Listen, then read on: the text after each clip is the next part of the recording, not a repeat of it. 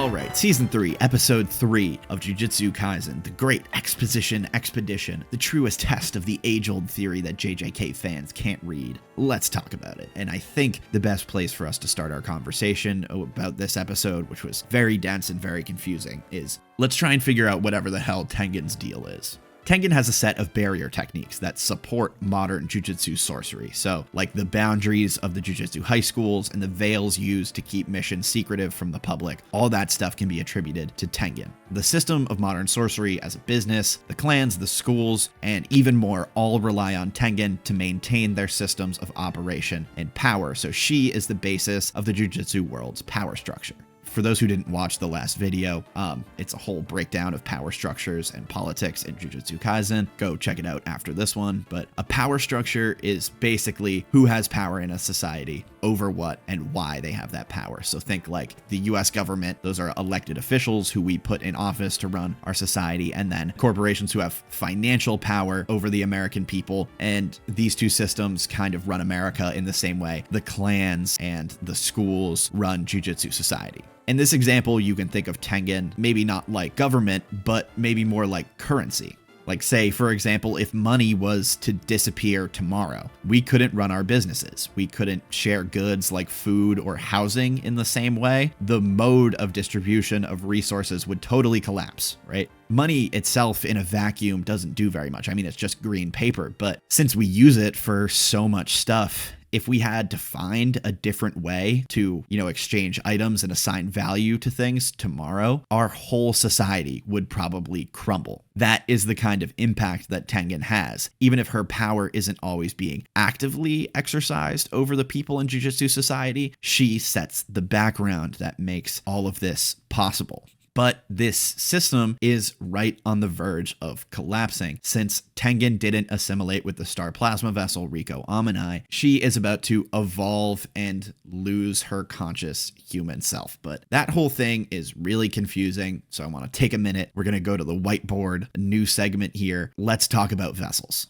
So I apologize for the shakiness of the camera here. Hopefully these drawings make a little bit of sense. But what we know about Tengen on a basic level is that every 500 years, Tengen needs a vessel or she evolves beyond human consciousness. But why is this true and what does that even mean? So a vessel in JJK is someone who's capable of housing another person's soul. You can think of like Yuji and Sukuna. The star plasma vessel is just a vessel who is particularly compatible with Tengen. Tengen's technique is immortality, but not eternal youth. So her physical form rusts away over time, and she basically needs the star plasma vessel so that her soul has a fresh body to inhabit. This works like this because of the unique properties of souls and bodies in JJK. Really, where we can learn a lot about this is from Mahito's powers. So from him, we know that souls store the information that creates the shape of a person's body, since he can manipulate the shape of souls to change people's physical forms. But on the other hand, we also know that bodies store some degree of the conscious self, since we see Geto be able to fight back against Kenjaku even after presumably his soul is dead, but his body is being kept alive through Kenjaku's technique. The soul and the body together are what makes someone human in JJK. They're two separate but cooperating units. Mahito says that emotions are the metabolism of the soul, meaning that, the soul kind of controls our emotional state, and then, the body is our physical form, and together they combine to make the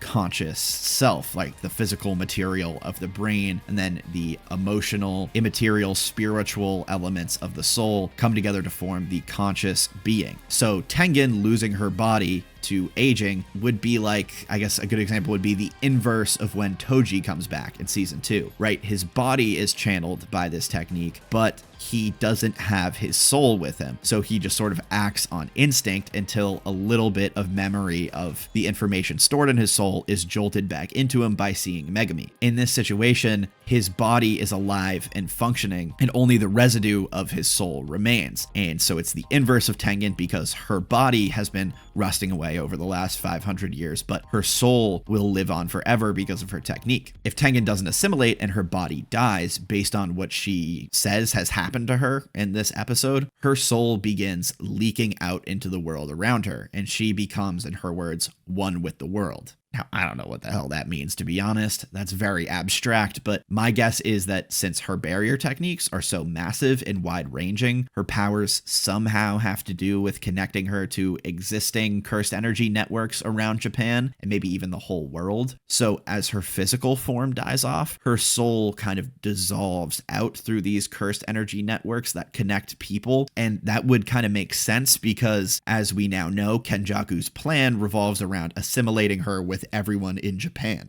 This is weird because normally a vessel would only be one body, but since she's, become synonymous with the world, I guess since her soul can spread around in our theory, evidently multiple people would be able to house at least partial aspects of her soul, essentially making it possible to connect everyone in Japan into one super being. Kenjaku has been planning to make this phenomena happen for a very long time. Kenny's goal, as he describes it at the end of season 2 when talking to Yuki, is to optimize cursed energy. Choso is a good example of this. He was created as an experiment in combining the two manifestations of cursed energy, human and curse, to create a new kind of being. But what Kenjaku found in his experiments was that his creations were essentially bound by the potential of his own cursed energy. Tengen's potential to evolve and assimilate with massive amounts, maybe even infinite people, gives her a theoretically boundless connection to cursed energy, and so throughout history, Kenjaku has tried to force Tengen into this evolution. The problem with that is that it's not just Tengen and the vessel who are fated to work together to keep the structure of Jujutsu society as it is, it's also the Six Eyes. The Gojo clan has a comparatively tiny role in the story compared to the other two major clans, and it's likely because Satoru may just be the only Gojo really with a strong technique.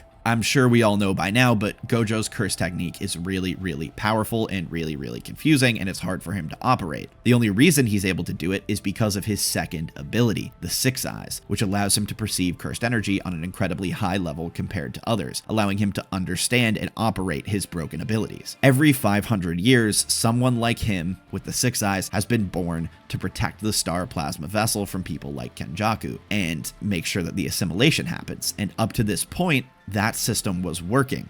Tengen tells us that a Six Eyes user actually stopped Kenjaku the two previous times Tengen has assimilated, meaning Tengen and Kenjaku are both 1500 years old. The first time, the Six Eyes user presumably fought Kenjaku in an outright battle and won, and then the second time, the Six Eyes beat Kenjaku by showing up unexpectedly. Kenjaku had actually killed this second pair of Vessel and Six Eyes user when they were babies to prevent the assimilation, but they were either reborn or their powers were transferred to others in time for Assimilation Day. Kenjaku by himself wasn't able to break the cycle of fate and stop Tengen from successfully assimilating. That is, until Toji showed up. Now, as Tengen says, Toji has no cursed energy, so he exists outside of this historical magical system that the others are bound by. Again, my last video explains his life in more depth, but for now we can at least say that his lack of cursed energy allowed him to step outside of the fate built into the Jujutsu world and kill Riko, finally forcing Tengen into her next stage of evolution.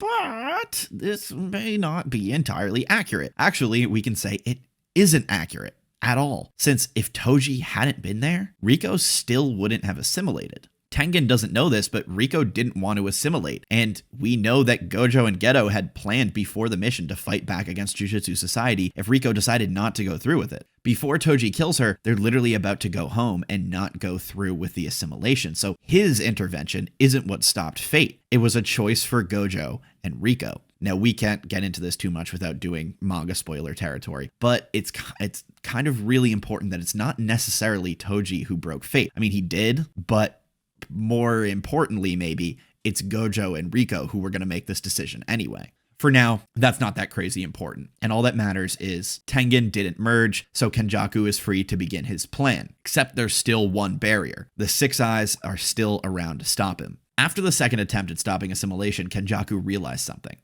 There can only be one Six Eyes user at a time, but if Tengen needs to assimilate, there will always be one present. Even after killing the Six Eyes user back then, another one just sprouted up out of nowhere. So Kenjaku has to keep the Six Eyes user alive to avoid another one awakening later and intervening. Killing them is not good enough. Luckily for him, he found the prison realm. And after successfully capturing Gojo and Shibuya, the door was opened for the Culling Games to begin. And the Culling Games are the next thing we have to try and understand here.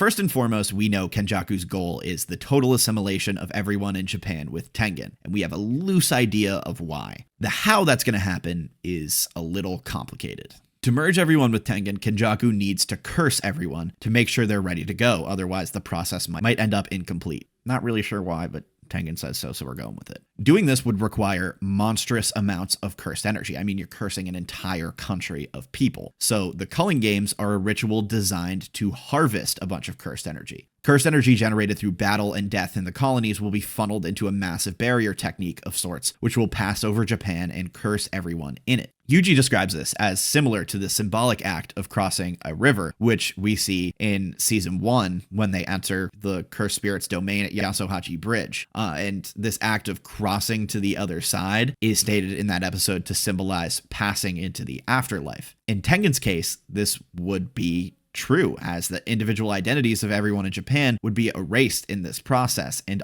all would be joining into this one unified super being with no sense of self. So it's kind of functionally like everyone in Japan is going to die. Tengen needs to also be brought into this ritual, though, and assimilation requires her consent, which is why Kenjaku took over Geto's body. In her evolution, she's lost her physical self, and in her words, she's become closer to a cursed spirit than a human, so she can now become the target of cursed spirit manipulation, which would allow Kenjaku to absorb her and use her power at will.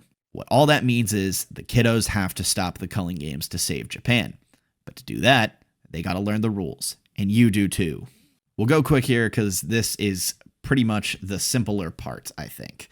Basically, rule number 1, players must report within 19 days to a barrier and pledge their participation. So there are 10 barriers across Japan. These are basically like, you can think of them as like Jujutsu Sorcery stadiums. They're the field that they're going to go and play this game on. Rule number 2 is that if you don't show up in 19 days, you will be stripped of your curse technique if you were given one, or if you're an incarnated sorcerer, you'll be, stripped of the incarnated soul. But basically, Shoko explains it. It's a little complicated. My understanding was that it would just basically be too hard to actually strip every individual of their technique, and death would be a little bit more of a convincing threat to make everyone play. So for that reason, something will be altered in every player's brain if they don't participate, and they will die if they decide to not play. Rule number 3 states that entering one of these colonies means participating. So people are granted a chance to leave the barriers at the beginning of the game if they start in the barriers, but once you join, you're in. The Culling Games also counts anyone receiving a curse technique or anyone becoming the vessel for a reincarnated sorcerer as consent to play the game, since they've been granted something of value and in exchange must participate.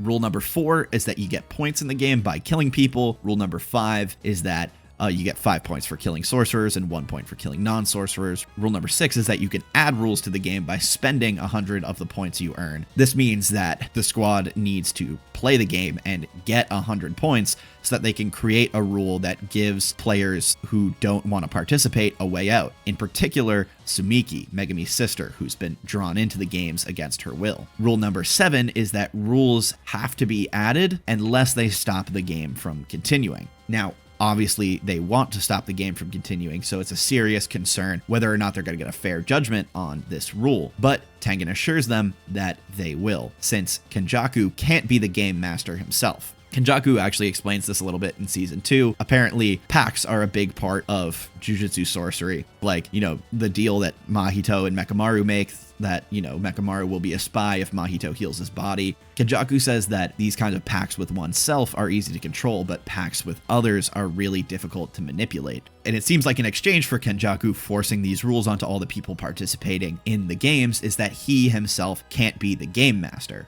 His stand-in is a Shikigami called Kogane, who will just basically be like a user interface. It's a little thing that they'll be able to talk to, and Kogane is totally impartial to rule decisions and point judgments, so whatever rule they try and make to get people out of the game, Kogane will evaluate fairly. It won't be biased towards Kenjaku's side. Then rule number 8 is people whose point values don't change throughout the duration of the game will die. So anyone from the squad who chooses to participate in the game will have to kill people unless they can find a way to circumvent the rules.